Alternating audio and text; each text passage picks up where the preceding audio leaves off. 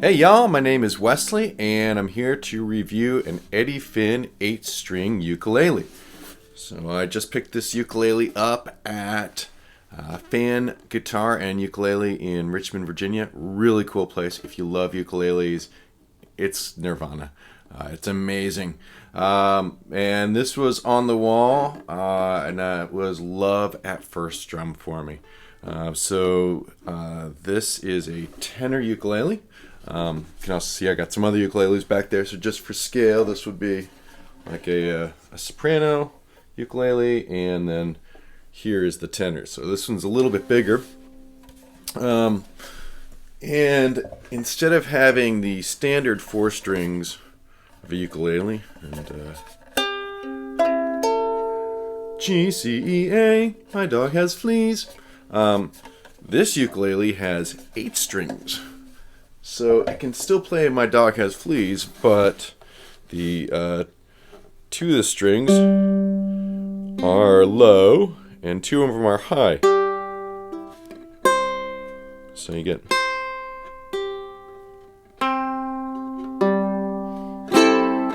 And when you strum it together, that's when it gets beautiful and shimmery.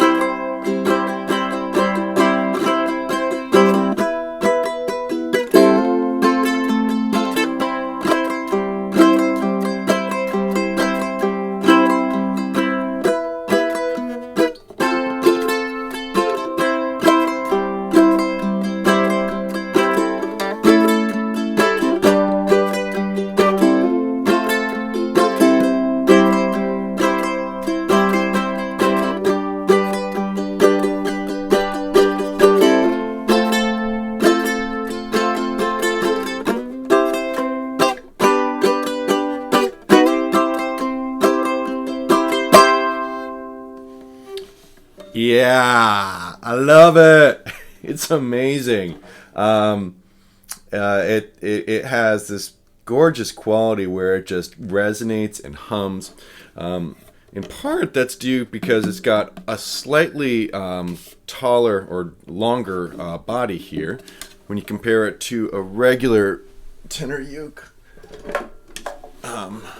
So this one, you can see, same length there, but it's got almost a centimeter right there longer body, and that extra centimeter just gives it a little extra resonance, so it ends up sounding a lot more like a baritone ukulele would, where you've got the sustain of the resonance goes on for longer.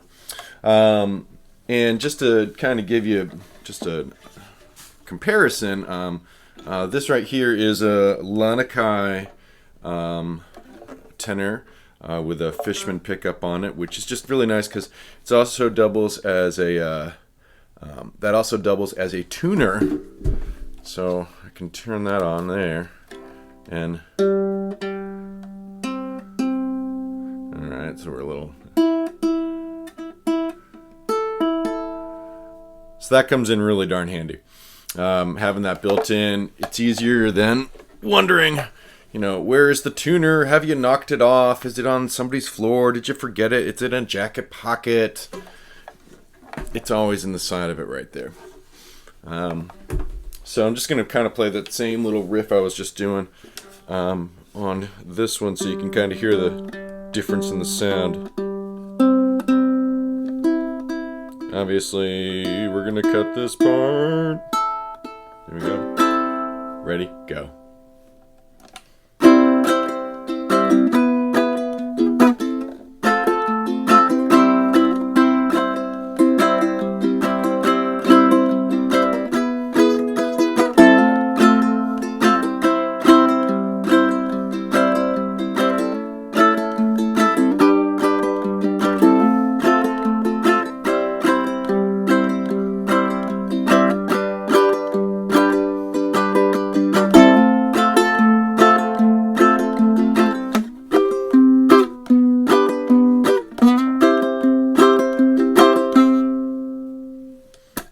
So yeah, the biggest thing that I've noticed in comparing these two ukuleles is that the low G on my red one here, it stands out a lot more, and on this one,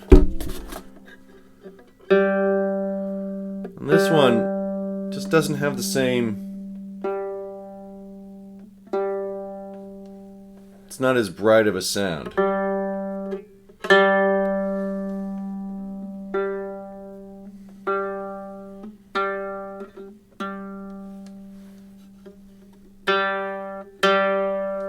I mean, I still love the sound, don't get me wrong. It's just a different sound, and I'm not used to it yet. And I think that may have something to do with the fact that this body here is solid mahogany. So the neck is walnut, and then this is mahogany. Whereas on this one here, this Lanakai,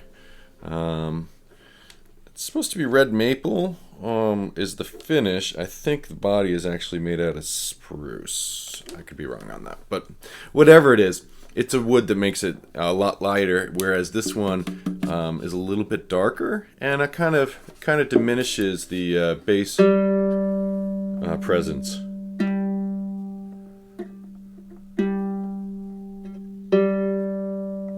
But nonetheless, I really like how this one feels in my hand. The other big difference is that it's got a thicker neck.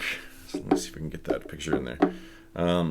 So this neck is almost a centimeter wider right up here than that one is.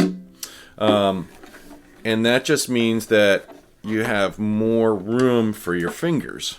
And I have pretty wide fingers, so it's hard for me to do, for instance, doing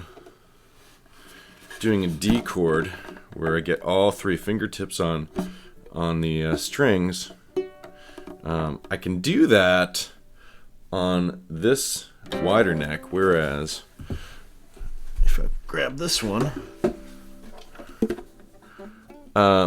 it's I got a lot less room to work with, and it's really much harder. So on this one, it's easier for me to bar a chord.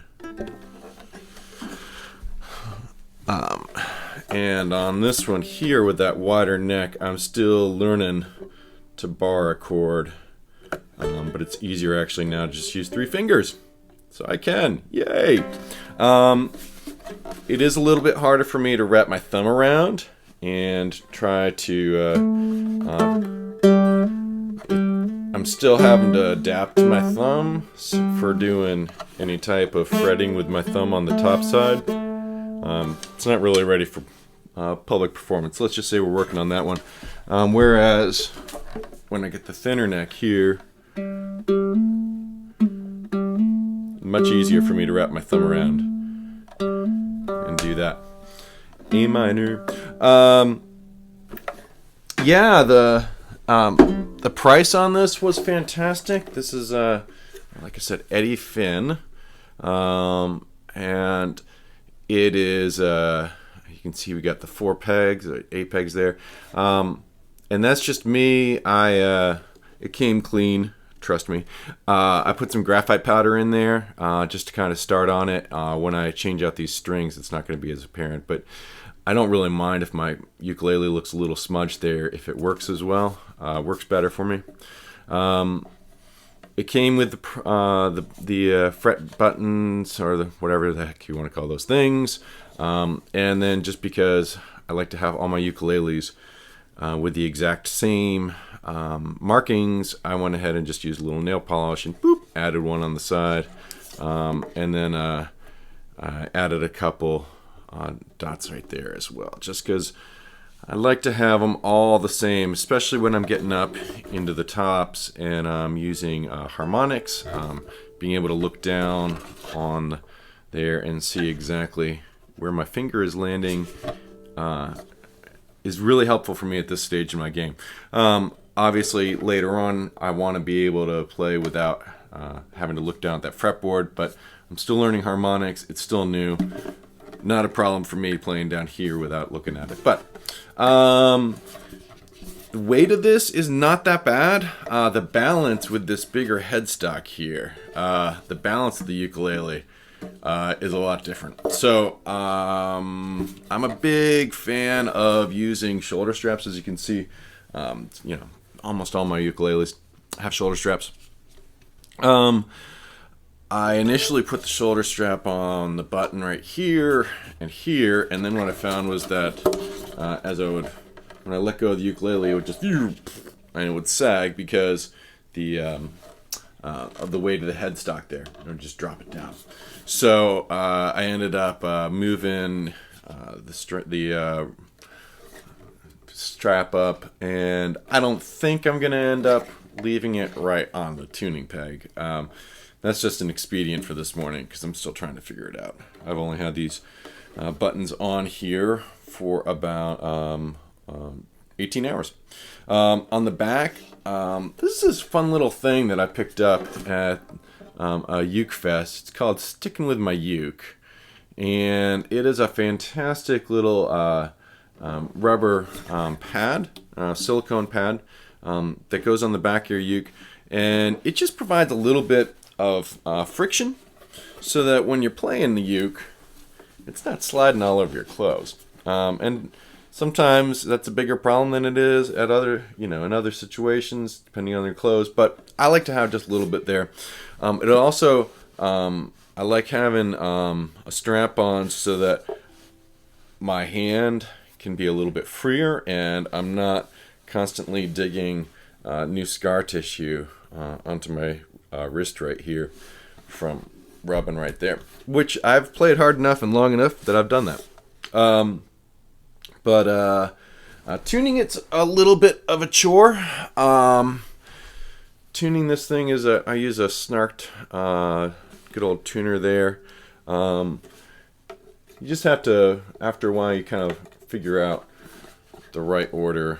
But it's easy to get mixed up and be turning the peg and not realize that you're turning the wrong one. And there was a tuning break.